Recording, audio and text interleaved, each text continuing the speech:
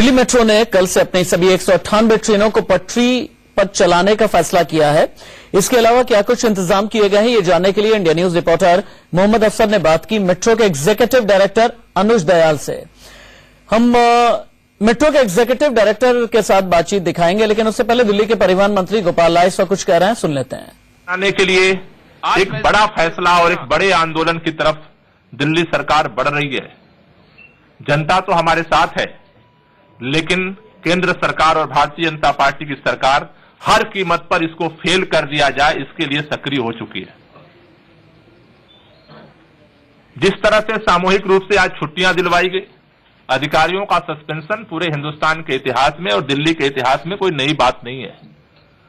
Suspension होते रहे, लेकिन आज जिस तरह से सामूहिक रूप से छुट्टी दिलवाई गई और सारा खेल खेला गया कि जिससे कि इस पूरे अभियान को प्रभावित किया जाए। इतना ही नहीं, कल शाम को 3000 अतिरिक्त बसों के रजिस्ट्रेशन का काम पूरा हो गया। आज सुबह से उन लोगों को परमिट के लिए जब फोन किया जा रहा है तो बहुत सारे जगह जो स्कूल बसें हैं उन लोगों पे दबाव बनाया जा रहा है कि कल से आपको आड इवन में नहीं जाना है।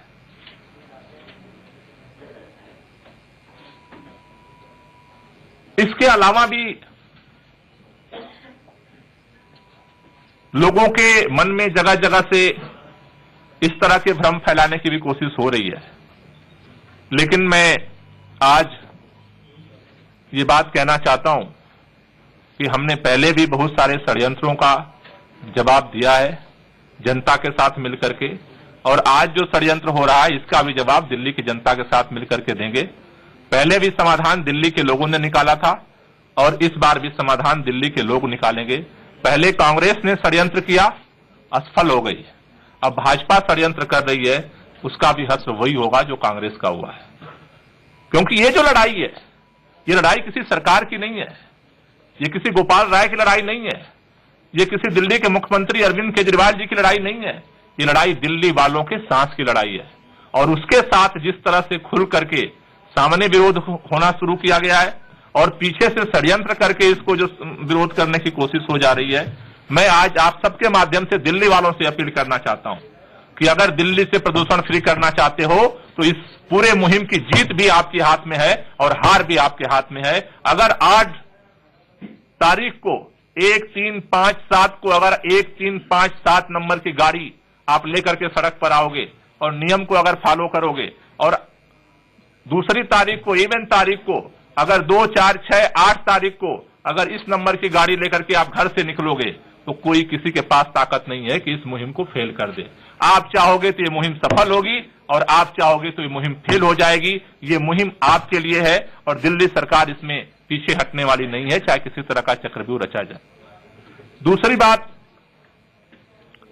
हम लोगों ने अपने तरफ से जो अनाउंसमेंट के बाद से लगातार तैयारियां हम लोग कर रहे थे, हम भी ये कोशिश कर रहे हैं कि दिल्ली वालों को ज्यादा तकलीफ ना हो, और दिल्ली सरकार ने सारी तैयारियों को पूरी कर लिया है।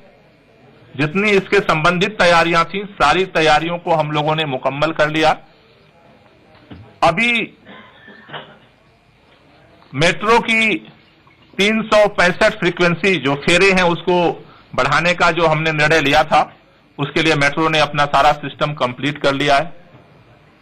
मेट्रो पर लोगों की अगर भीड़ हो और किसी तरह की दिक्कत ना पैदा हो, ऑर्डर की प्रॉब्लम ना हो, इसके लिए मेट्रो ने भी सीआईएसएफ की सुरक्षा व्यवस्था वहां पर होती है, तो गृह मंत्री को उन्होंने भी पत्र लिखा है, हमने भी पत्र लिखा है, वो लोग भी संवाद कर रहे हैं कि उस सुरक्षा को मेंटेन रखा जाए। अगर जरूरत पड़ी और कोई दिक्कत आई तो फिर लोकल पुलिस के साथ मेट्रो जो है कोऑर्डिनेट करेगी वहां के लॉ एंड ऑर्डर की व्यवस्था के लिए। 3000 बसों का जो लक्ष्य हमने रखा था इस चरण के लिए, उनके रजिस्ट्रेशन का काम कल रात में पूरा हो गया। ऑड इवन के लिए दिल्ली की जनता तैयार है, लेकिन केंद्र सरकार और बीजेपी ऑड इवन को फ्लॉप करने के लिए साजिश रच रहे हैं, यह कहना है दिल्ली के परिवहन मंत्री गोपाल राय का।